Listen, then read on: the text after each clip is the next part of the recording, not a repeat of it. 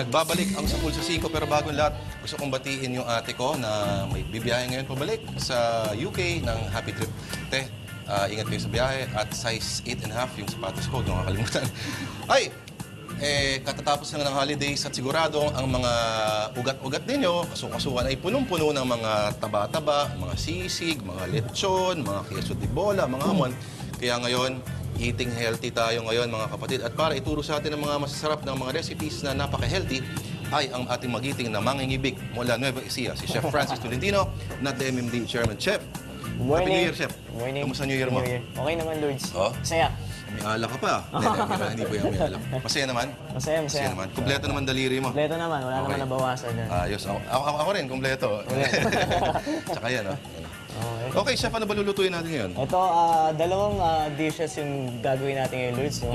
Yan, nabanggit mo kanina na katatapos lang ng holiday. Correct. So, yan, medyo mga babalik dyan sa workout na, sa gym. So, back to healthy cravings yung mga Ibig sabihin, kunyari, lolokohin nila yung mga sarili nila muna. So, ito, Lourdes, gagawa tayo ng malunggay pesto. Ay, napakasarap. Okay. Malunggay, pesto, na may pasta. Oo, na may of course, yung pasta Siyempre. natin, spaghetti pasta. And then, meron yung spicy wings. Spicy wings. Gagamitin natin. No? Kasi boring yung pasta natin kung walang, may konting meat ng konti. Alam mo, Pero kailangan healthy pa. Tamang-tama yung malunggay, Chef. Alam niyo ba, ito ang paboritong gulay ng ating pambansang kamao na si Manny Pacquiao. Pacquiao. Tinatawag nila parang the miracle, the miracle leaf. Kasi alam mo, Lourdes, napakayaman ito, no? Ng protina and vitamina na nandito sa malunggay. Ito po ay mayaman sa vitamin K and then vitamin E. Meron din po siyang potassium. And then, 3 beses siya na mas mataas ang iron. Matindi. Moringa. Moringa. Scientific Kasi name, no? ginagamit natin karaniwan na pesto, Chef, di ba, ay basil. Basil. Oo. Ngayon naman, Pinoy na Pinoy. Pinoy na Pinoy. Tsaka murang-mura, affordable na Ay, oo. affordable. Chef, hindi mo alam, ha? Ako may puno ako ng malunggay sa harap ng bahay ko.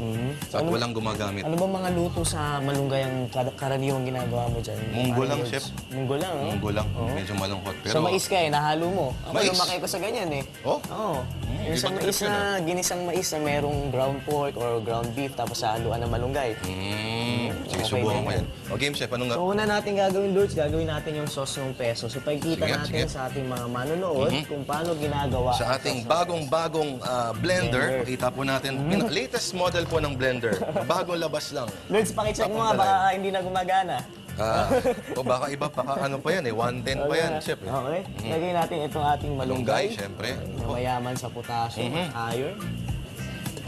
Yan. Pangontra yan sa mga, Chef, yung mga sebo sa mga ugat nila. Yan. Tapos gagamit tayo ng Ano yan, Chef? sunflower oil. Sunflower oil? Ako, Chef, saan mga kayo maghahanap yan?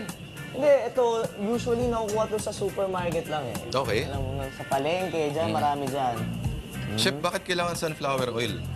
Sunflower May oil. pwede bang iba? Kunyari, Usually sunflower kasi- crackers. Ganun. Yung ginagamit kasi usually, Lourdes, ginagamit natin dito olive oil eh. Olive oil. Since may kamahalan ng olive oil, sunflower oil ang gagamitin Sunflower natin oil. na kaparehas lang naman ng vitamin contents or nang makukuha natin. dyan Vitamins sa- talagang habol natin, hindi masyado So, yung kasi lasa. low in saturated fat ang ating sunflower oil. Mayaman din sa vitamin E at vitamin K.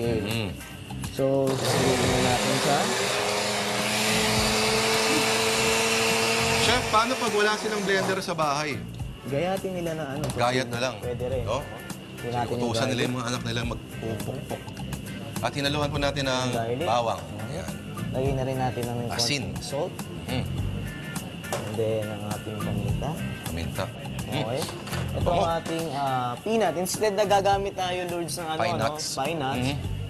Dry roasted peanut ang gagamitin natin. Dry roasted kailangan. Hindi pwede yung mga adobo, mga ganyan, yung mga Ito nilaga. kasi dry na to dry roasted. So, mas healthy to. Ang dinadagdag yan, Chef, ay texture, no? Para may So, tsaka may nutty flavor din. nutty flavor. Nutty Okay. flavor na tinatawag. Sunflower oil ulit. Sunflower oil ulit. Healthy yung sunflower oil, Chef. Oh, healthy yan. Gawa yan sa katas ng sunflower crackers. Sunflower seed. Seeds. Galing sa sunflower seed yan. Yan. Ganda, ang kulay, oh. Para talaga siyang totoong pesto na gawa sa basil, Chef. Tuloy lang natin na madurog na, Lourdes. Napaka-versatile ng Chef, no, ng malunggay. Marami siyang gamit. Marami siyang gamit. Ginagawa pa rin yan, Chef, eh. ginagawang pulburon, di ba? Malunggay pulburon. One time nag-demo rito, chef, malunggay pulburon. So, yan ang kabilis. So, nilapit ko sa Ganda ng pan kulay, natin. mga kapatid. Green na green. Ayan. May pesto na nga, chef. May peso na ba? Pwede nang itap sa ano yan, chef, no? Sa mga tinatinapay, mga ganyan. Yun, mga kapatid. So, healthy po. Sabay din na po sa inyong panloloko sa sarili, aka exercise. Alam nyo ba, mga kapatid, ang pinakamataas sa incidence ng pag-enroll sa gym ay nangyayari pag first week ng January. No? At asahan natin habang as the months go along ay nagkakaroon ng katamaran factor. Okay, chef, nag-iinit na tayo. Magsusutay tayo, obviously. Hindi, bali ito, iinitin lang natin. Iinitin ito, natin? Vince, Ah, okay. Meron tayong sutay-sutay. Kasi yung ating garlic, nandito na rin. Kasama na rin na okay. nadurog. At napansin natin, no, wala masyadong salbahing mantika. Wala. Kasi oil na nga rin yung ginamit natin dito. Sunflower oil. Yan. Ganda ng kulay, chef. So, nagpe-pesto ka ba, Lourdes? Green, ah. Ano nang magpesto?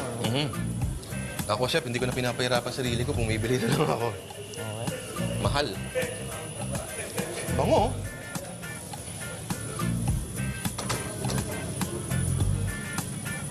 Tapos, chef, ang ginagawa natin ngayon ay... initin lang natin sa Lourdes, okay na to. Tapos, lutuin natin yung pasta, Yung pasta. natin mamaya. Okay. Ready na yan. Chef, Tatakbo bakit na yan. napili natin na ipares dito ang chicken wings o spicy chicken wings sa ating pesto? Pesto pasta. Why? Okay kasi alam mo yung malalasahan nating anghang na makukuha natin dyan sa spicy wings chicken natin mamaya.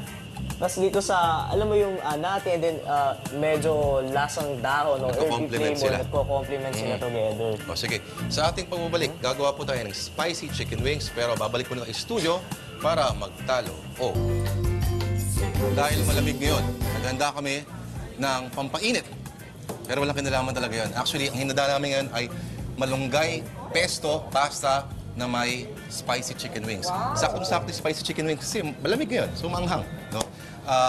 Bagay na bagay ito kay Manny Pacquiao dahil balita namin, paborito niyang gulay ang malunggay. Malunggay. Pambansang kamo yun. Pampalakas Yun. yan.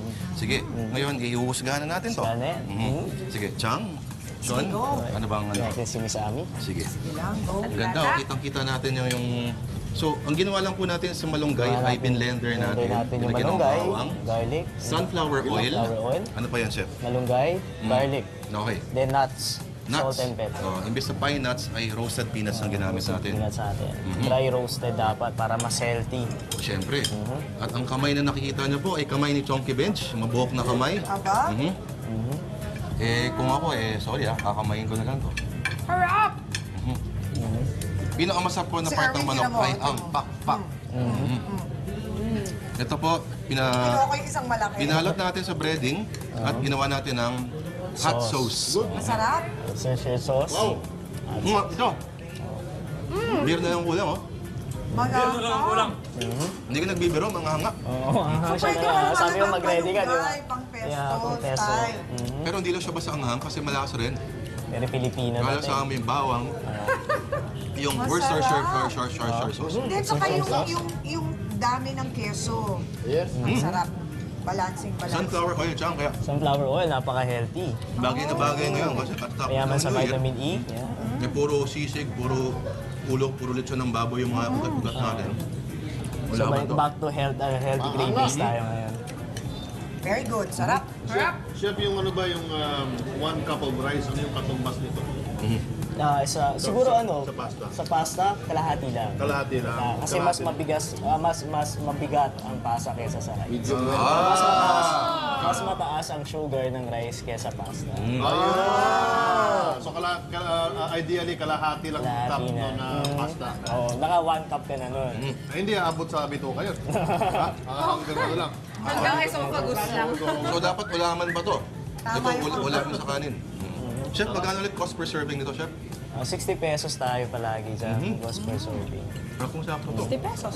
Dahil sa malunggay, murang-mura ng malunggay. Kung meron ka malunggay na tanim sa likod ng bahay mo, pwede mo nang bunutin Bahay yan. namin eh. Parang pesto talaga siya, chef.